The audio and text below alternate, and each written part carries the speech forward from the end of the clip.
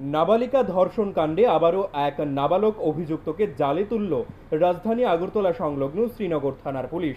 জানা গেছে, শ্রীনগর থানার অন্তর্গত গঙ্গারাম পাড়ায় গত 13 এপ্রিল আমবাসা এবং খুমলুং এর দুই নাবালিকা মেয়েকে 7 জনের দ্বারা গণধর্ষণের শিকার হয়েছিল। পরে ধর্ষিতা পরিবারের পক্ষ থেকে শ্রীনগর থানায় 7 জন অভিযুক্তদের বিরুদ্ধে লিখিত আকারে ধর্ষণের মামলা দায়ের করেন।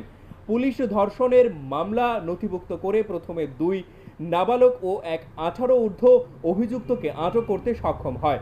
তারপর থেকে শ্রীনগর থানার পুলিশ বাকি অভিযুক্তদের জালে তুলতে অভিযান জারি রাখে। অবশেষে মঙ্গলবার রাতে জারুল বাছাই দুখিয়া কোবরা এলাকা থেকে আরও এক নাবালক অভিযুক্তকে জালে তুলে পুলিশের জিজ্ঞাসাবাদ ওই নাবালক অভিযুক্ত ঘটনার স্বীকার করেন। এই ঘটনায় খুশির আবহ আক্রান্ত পরিবারের মধ্যে বইছে।